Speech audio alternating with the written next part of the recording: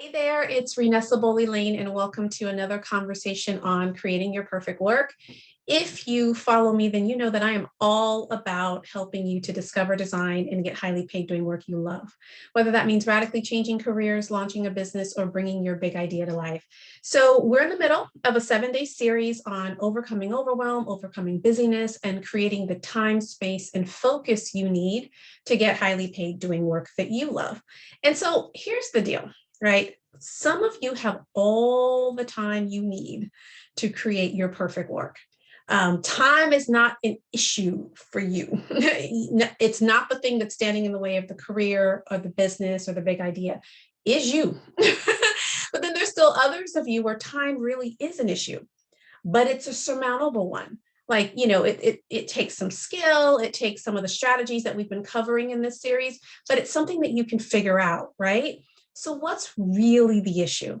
Like, why has time become the excuse for some of us as to why we aren't well into the journey of discovering, of designing, of getting highly paid doing work we love? Well, today in this conversation, we are about to squash all of that. We're about to hash it out. We're about to figure out what that is. And this vibrant soul that is sharing the screen with me is none other than Jennie O'Connor.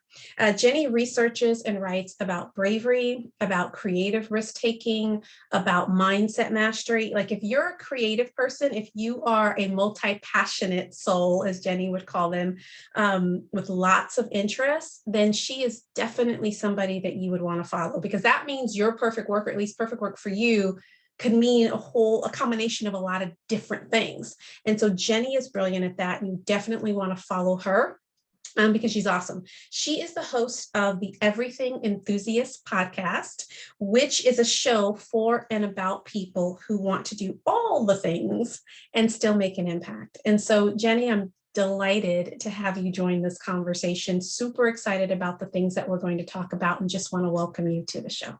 Thank you, Renessa. I'm so happy to be here. Awesome. So I oftentimes will open with people telling their story, but I really want to open with you telling your story, because I loved your story. I think so many folks who are listening in will relate to you. And so help us all understand how, before the work that you're doing with other people, like, how did you get to the place that you are now, and what were some of those pivotal moments for you? Yeah. Okay. So, in my very early 20s, I read what I consider my first self-development book. It was The Artist's Way by Julia Cameron. Okay. And in it, she talks about shadow artists, which are essentially people who have this like deep longing to create, but aren't doing it for whatever reason. And I just remember thinking that, God, that is so sad. Like, nothing makes me sadder than this notion that there are people like who might very well go to the grave without expressing their creative gifts. And all the while not believing that was me. Talking about a friend of yours. Sorry, say that again. I was like, she's talking about a friend of yours. 100%. All those other people who aren't doing that thing, like, but she's not talking to me. But I mean, nonetheless, like, I really, really connected with it. Yeah. And I think the reason that I didn't know that she was talking to me was because I have always sort of led this unconventional life, and I've done a lot of things that other people consider very brave. And I mean, maybe not everybody, but like, I moved to a foreign country where I didn't know anyone and didn't speak the language. I have on several different occasions, like, driven around the country in my car by myself and tent camped. Yeah. And I kept having these conversations over and over again where people were like, aren't you scared? And I was like, what are you talking about? No, I'm not scared. That's not scary. But after having the conversation, like the 20th time, I was like, oh my gosh, I'm brave. Like, I do things that other people think are brave. So I thought I was this brave soul. On the flip side, I was starting all of these creative businesses and watching them fail before my very eyes because, sorry, didn't mean to cut you off. Wow. watching them fail because I would put in the work. I would get the education, I would get the certification, I would create the website and get the business cards. And then I would hide. I would go to networking functions and like talk to no one because I found that terrifying. I hated sales calls. I couldn't charge what I was worth, and the businesses would fail. And so I find it so ironic now when I look back and tell this story that I was so absolutely brave and fearless and adventurous and courageous on one side. And then on the other, just completely chicken. So I think the pivotal moment for me was about 4 years ago. I did another brave/foolish thing. Much of what I do could be considered brave or foolish, depending on who you're talking to. And I gave up my entire life in Los Angeles and moved across the country to pursue a relationship with a guy I had just met and known for 1 month. In my defense, he was a friend of a friend. So I felt like he was vetted, you could say.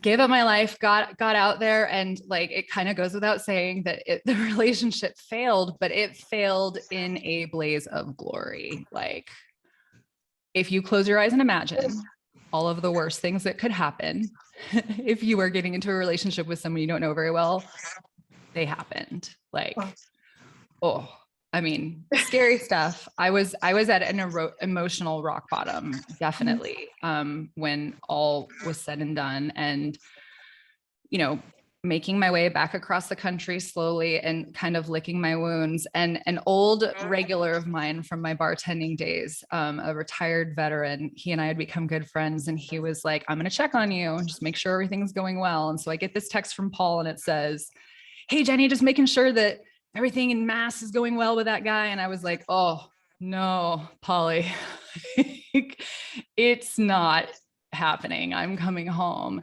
And he said, and I will never forget, because I just think it's so interesting how you can hear the same thing over and over again. And like one day it will just land like a lightning bolt, he said, well, if you hadn't have tried, you never would have known. Mm-hmm. And I was just like, oh my God, in that moment, in my emotional rock bottom, in the worst state of despair I think I've ever been in my entire life, I knew irrefutably that I would rather have tried and failed in this epic fashion than not have tried.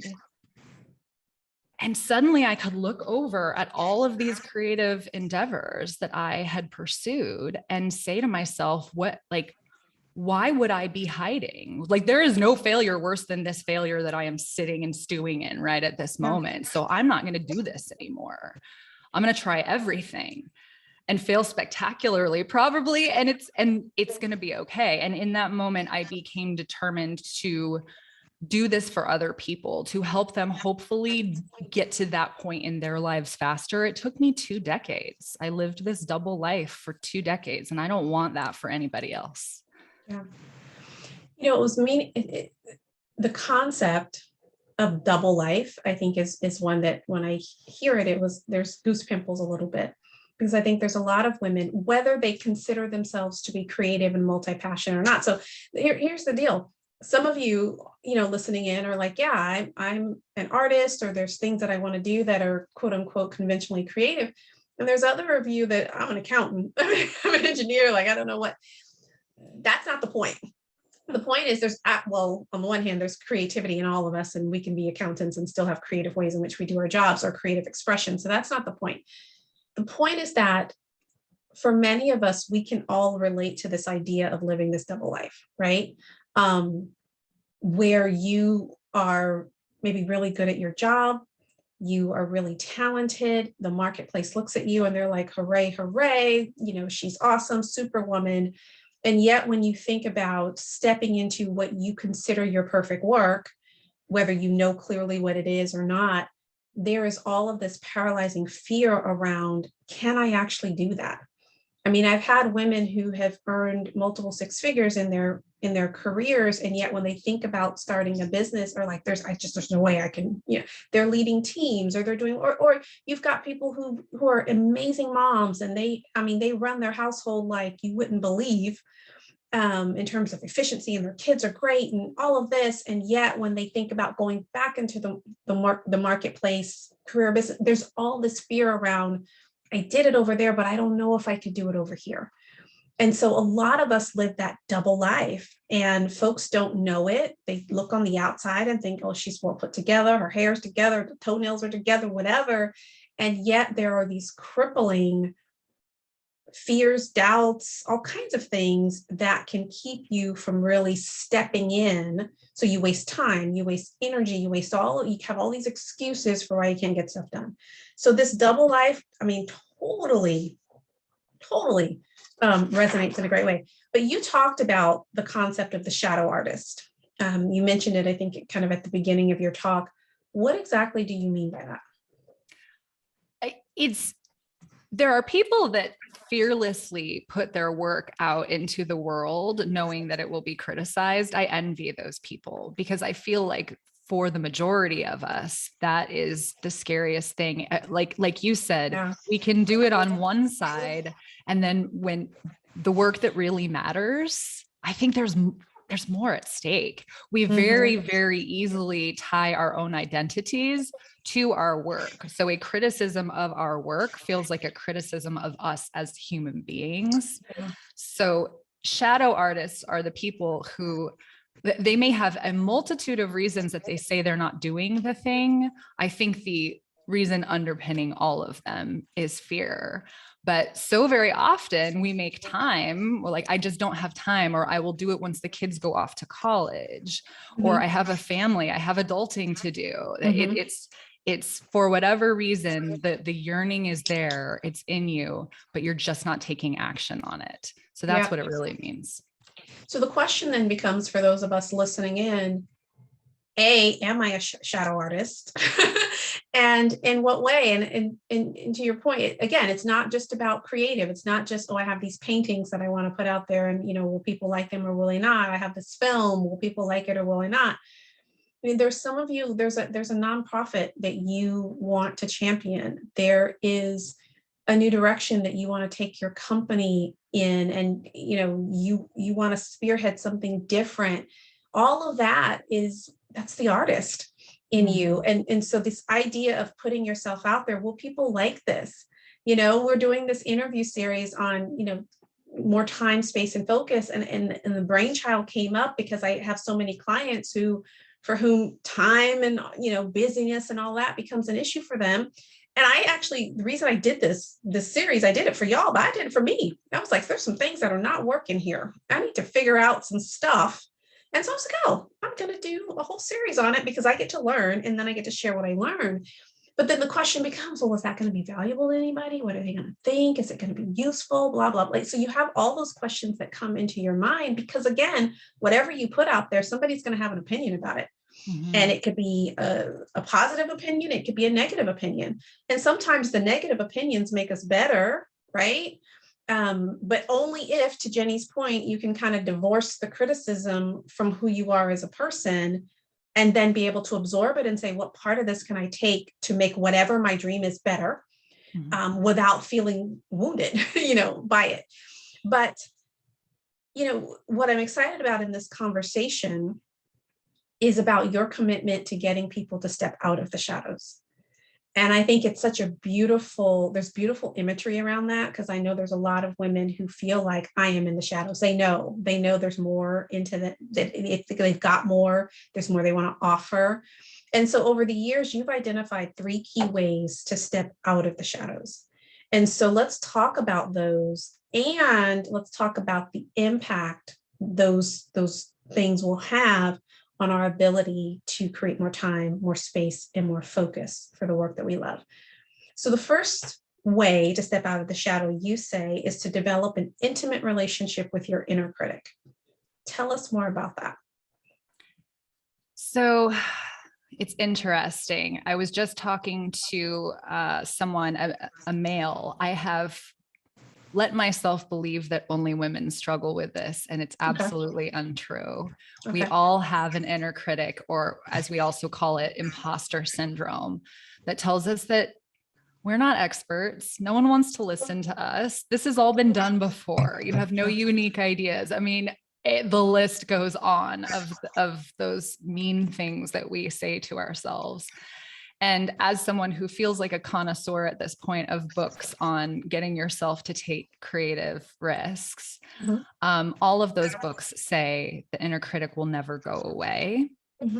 And while I believe that to be true on some levels, I also think that you can do things that will turn the volume on that voice down really significantly. Like mine is almost gone at this point. So I utilize with a lot of my clients something that I call an accomplishments board, which is not unlike a vision board, which everybody is familiar with. But a vision board is putting up a bunch of pictures on your wall of things you don't yet have, right? So in a way, it can create a sense of lack. There's a big gap between where you are and where you would like to go. And an accomplishments board is all the things that you have already done for which you are proud. And I encourage my clients to put literally everything on there. If you make a mean sourdough bread, put a picture of it on your accomplishments board. Put photos of your friends and family because you are a devoted friend and a devoted mother or a devoted dog mom, whatever that is. And I think of it as like a mental Rolodex of reasons that you are a badass. It is something to which you can turn on those days when you wake up and those voices are shouting at you and making you feel like it's not even worth doing the work because nobody cares. I have it right next to my bed. And I swear, because it's so front of mind, I don't hear my imposter syndrome voice anymore. Like it's been game changing. Of all of the things that I do that have done for myself and that I do for my clients, I think that is the number one. And so to this man, I was saying, I suspect you might not be into making collages, but why don't you just make a list of everything? I mean, this guy had hiked Mount Kilimanjaro and he has an inner critic telling him he's not good enough. So and he was just like, this is amazing. Like, I'm absolutely going to do this because, and it will change everything for you, because I feel like that is so often what stands in our way is our own mean self-talk, things you would never say to a friend or a loved one that you say to yourself that tell you that there's no reason to even try. Yeah. What's really interesting about the point, and the question can be, okay, what does that have to do with time? Like, what does that have to do with me being more productive? And honestly, it has everything to do with time, right? Because that inner critic is the one that gets you to find every excuse under the sun to stay busy, every excuse to find something else to fill in your calendar other than doing the real work. And it's funny, we have another conversation in this series with Grace Marshall, one of the speakers, and she talks about this idea of real work and fake work, and how a lot of us get caught up and get busy with fake work. Well, that fake work is really oftentimes driven by this inner critic. And so if you really want to free up your time, if you really want to free up space, and if you really want to free up focus, it's important to be willing to do the work, to learn to dance with your inner critic and learn to squash it. So the accomplishment board absolutely is a strategy to use. And if that strategy doesn't work for you, then find another strategy and you keep layering on those strategies because they start to compound, right? If it's therapy, if it's prayer, if it's, self-development, whatever it takes to grow, this is critical, because inner critic gone wild will convince you of all kinds of things that will then keep you from doing the real work to get what you really want. And it's not a time issue. It's not a resource issue. It's not, I don't have enough connections. It's not all of that. It's, and what's funny, you talk about what are some of the things that the inner critic will say to us that will keep us paralyzed? Like, what are some of the things either you've noticed in your own life, you noticed with your clients, you've noticed, elsewhere? What does it say? You have no unique ideas. Okay, Everything so that you're saying is regurgitated. yep. So let's imagine that's true, right? Some would say there's nothing new under the sun. And maybe there's a Google internet, or there's some new technologies or whatever that have never been new to the world. But what if that's true? What if your idea, you said it, right? Jenny, when you were at rock bottom and your friend from your old bar days called and said something to you, that's not the first time you'd heard something like what he said, right? It wasn't novel. It wasn't like, let's give him this quote on a billboard, because no one has ever said anything like this before. But the way he said it and who he was and the relationship he had with you, all of those things, that landed with you in a different way than it coming from anybody else. Yeah. Right. When the student is ready, the teacher will come, I believe, Yep. is what they say. And that was exactly one of those moments. It was a timing thing for sure. Yep. And so for some of you, you have ideas, you have things you want to put in the marketplace, and you're not the only one. There's somebody out there who might be doing it, but they're not doing it with your flavor. They don't do it like you do it. They don't do it with your philosophy. I'm not the only person out there, peddling, go chase your big dream, like love your work, blah, blah, blah. I'm not the only person doing that. But those people who work with me, there's a flavor, there's something unique. There's part of my story. There's a connection there where I am the chick that's going to get them where they need to go, unlike anybody else, whether that person is more successful, more famous, whatever. So no matter what it is that you want to do, career, business, or otherwise, there's a space for you. There's a perfect person that you can reach that nobody else can reach. There's a company that you can reach that nobody else can reach. There's a client, there's a customer, there's something. But if you don't squash this, you're going to waste your time. You're going to spin your wheels.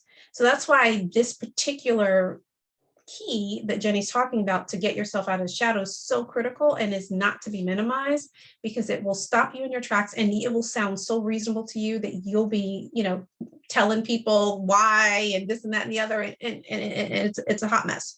So the second key you say in stepping out of the shadow is this idea of running towards the no. What does that mean?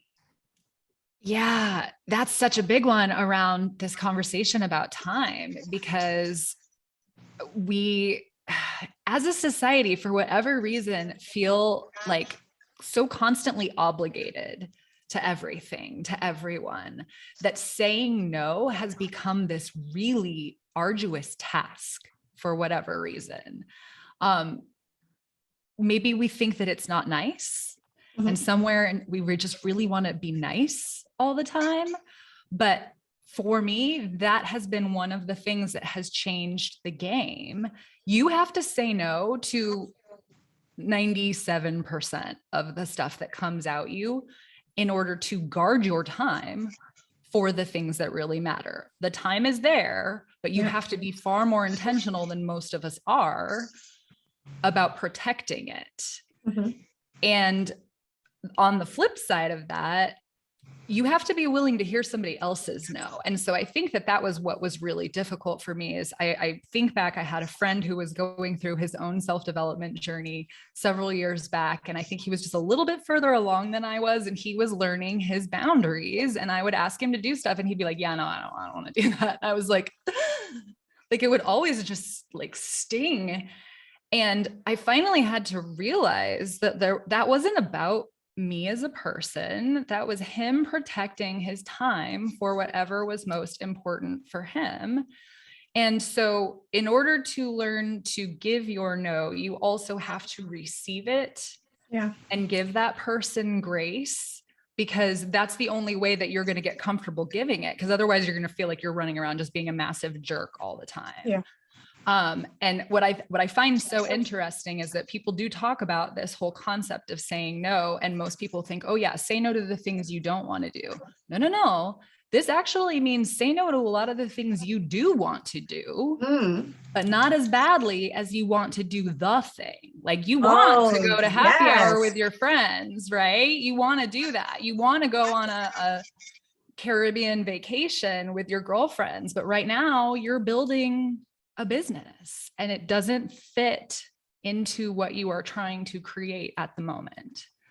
So that's a big one. Oh, that's awesome. Especially the idea of saying no to things that you want to do, because that becomes the priority, right? The other piece that I thought was interesting, I just lost my train of thought on it. What's my point here? I don't want to lose it because I thought it was really, really important. Oh, this idea of not being wounded by no. And it's so true that when someone says no to us for whatever reason, either we've asked them for a favor or whatever, there is something about that that really does sting. But guess what? Who was it? I think it was Jack Canfield that used to say, some will, some won't, so what? Who cares? And when you're in the throes of creating your perfect work, it could be that you're looking to do a career pivot. And that could mean that you are connecting with people in your network. Everyone hates the word networking or whatever, but you're connecting to people that maybe you don't know, or that you're having to get introductions for, you're having to get support and resources for. And there's this fear of, well, what if they say no? What if I ask them for their help and they say no? Guess what? Some will, some won't. And sometimes we don't even know who should say no to us. Like, we have this idea of whatever our path should be. And so we line up our people or who we think are supposed to be, helpful to us. But those might not necessarily be the folks who are going to open the doors for you or provide the clarity that you need or make the connection that you need. You don't know. And so sometimes the person that says no, it's like, thank God for unanswered prayers. But you might not know that until a year later or months later that wasn't the right person for you. So no isn't always a bad thing, but the fear of no will keep us from shortening our cycle. And so we'd rather be hunched over on a computer researching stuff than picking up the phone or shooting an email to someone who could, in a 15-minute conversation, break it wide open for us.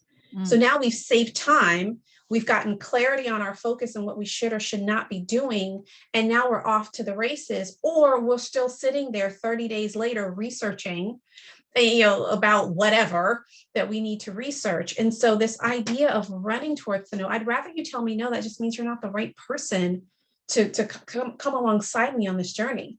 It's funny, when we do these interview series, it's usually about a 5-to-1 ratio. Like I reach out to, or my assistant or whatever will reach out to hella people, to then figure out, and I'm completely disconnected to who's the right person. I'm just like, let me do my job. Let me reach out to everyone who I think has quality message, and then we'll figure out how this thing comes together. But usually it's like a 5-to-1 ratio. So for every 5 people you reach out to, maybe one of them will get back to you and say, hey, let's have a conversation. And then out of those ones, you got to dig and figure out who's got the right message. Well, guess what? That means a whole lot of no's. A whole lot of no's. Yeah. And even for this conversation, I think it was even more than that in terms of ratio, the number of people we reached out to the number of people that we, connected to, and so on and so forth. But guess what? I'd rather you say no, because that means that you're not the right, there's nothing bad about you. It's just, you're not the right person to deliver the message that this audience needs. And I don't know what the audience needs. I don't know who was going to log in, but the right people are lined up in the right way for the specific audience. And so there's a release around that no. And so for your perfect work, if you really want more time, space, and focus, you've got to be willing to be like, I don't know. Let me just try. Let me just ask you. Let me just see what you have to say. Because sometimes it leads to a brilliant yes. And that yes makes up for all the no's. Yes. All the no's. Yes. One yes can make up for all the no's in terms of its impact. I've gotten jobs that way. I've gotten opportunities that way. And so when Jennie talks about running towards the no, it's not just, okay, let me grit and bear it. It's let me run to the no. Like, all right, how many no's can I get today? Because that means that you're in action. Totally means that you're in action. So the third piece of this, you say, is offering your gift as an act of service. It even sounds good. So what do you mean by offering your gift as an act of service? Yeah, I think for so many of us, anything sales related feels super gross in our bodies. Like we are a used car salesman, or we are shoving something that somebody doesn't want down their throat. And the most brilliant thing I've ever come across, I actually, it was from one of my favorite books on the subject of imposter syndrome, is called The Middle Finger Project by Ash Amberjay. She's a genius. And she is the one that said, you love what you do. You are enthusiastic about what you do. You should share it with literally everybody, because enthusiasm is rare and it's contagious. And so people like will be drawn to how clearly lit up you are by this thing that you love doing. And then you turn to them and you say, like, this is what I'm great at. Do you need my help? Wow. Yeah. And it changes that's not pushy. That's not sales pressure tactics that feel icky in your body. You're like, I am so excited about this thing I am great at. Do you need my help? And I feel like that little switch in the way that you think about the service or product that you offer to the world, we're all doing this to help someone, probably because we saw a need in the market, or we had that problem ourselves and we learned how to figure it out. We're not the only person that ever had that problem. Those people need your help. But if you're not saying, do you need my help? They don't know you're there. They don't know you have that thing to offer. And then you're just standing in the shadows, hoping that someone will find you. Yeah. So that's big. It is big, and it applies even if you're in a career, right? So as an employee for a company, all you're doing is giving your gift as an act of service. Now, if you don't see it as such, then there's all kinds of pressure and doubt and kind of looking at your belly button and judgment and all of that that comes with it. But if that's the case, if the goal for you is to pivot, whether you want to pivot within your company or pivot outside of your company, we tend to look at, am I qualified? Am I good enough? Like we ask all of these really harsh questions of ourselves instead of thinking about, how can this idea that I have, how can this idea improve our company? How can this idea make our organization better? How can this idea help to retain more of our employees? How can this idea help us to be more attractive to diverse candidates? How can this idea, help us to gain market share? Like if it's coming from that place of service, people can get on board with that. And when you're coming from a place of service, then I can take the criticism, I can take the feedback, I can take all of that, because it's just about making the service better. It's making the idea better, because I've come with a good idea. I've come with an idea that is of service. But when we think about it, we can do that for nonprofits. Like if somebody asks us to post something on our social media about Make-A-Wish Foundation or something like that, we can pub it all day long because it's just for good, right? Yeah. And we have no problem like encouraging people and advocating and, whatever, closing the deal because it's for good. Well, what if you looked at your perfect work from that perspective? Like, man, how can I give more good? When you're going into interviews and you're in front of a hiring manager, it's not about your qualification. If you got in front of the hiring manager, there's already an agreement that your baseline qualification is there. So come into that conversation thinking about, how can I offer more to this company? How can I make you better? How can I serve? And that enthusiasm that Jenny's talking about, that's what people get behind. They get behind the energy. They get behind the conviction. They get behind the passion of who you are and what you have to offer. Now you have to package that right. Like you can't just come in there looking half, crazy, but it's about whatever it is that you're thinking about doing. Package it from a place of service. Your network will get on board. Strangers will get on board. You'll get more time. You'll get the resources you need. You'll get the support. You'll get the connection. You'll get the advocacy. You'll get all of those things if you're able to come from a place of service. That will save you the time of tilling the ground, dry ground, knocking on doors one by one, and all this kind of stuff that we tend to do that wastes time from getting on board and getting the things that we need to get done. So That being said, Jennie, is there anything else that you want to add to this whole conversation around time, space, focus, anything that you want to add before we start talking about your free gift?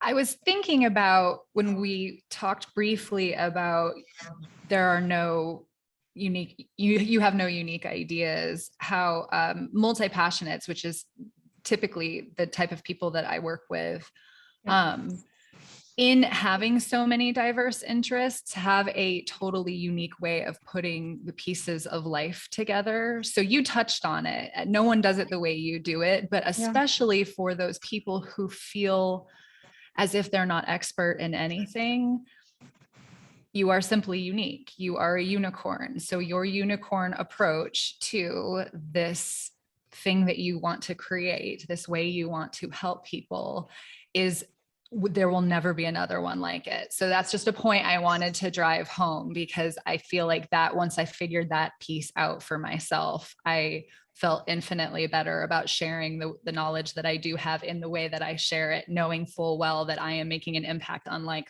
the one that anyone else would make. So I just think that's such an important piece if you feel sort of stuck in that loop of like, why would anyone care what I have to say? So that's all I wanted to add. Absolutely. Well, let's talk about your free gift. So obviously, Jennie's a very generous soul as well. And so she has pulled together a free gift for everybody that's listening in. So let's, tell us about that, and then we'll tell people how they can get access to it. Absolutely. So I love gamifying anything you can possibly gamify to make yourself a more productive human being. So I created a quiz that's called "What is your procrastination personality?" I thought it was perfect for this, because just like we keep telling ourselves we don't have enough time, that is all part of this procrastinating on the thing that we tend to do.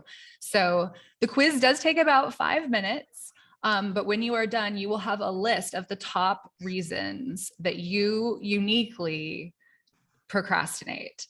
And as a result, you can go to my website and look up what those top reasons are. And then it will list a ton of tools that you can utilize to squash that procrastination personality type down so that it goes away. So you can start moving the needle on your big projects. All right, so there you go. There's time and there's focus. If we can squash procrastination, then we got more time, we got more focus.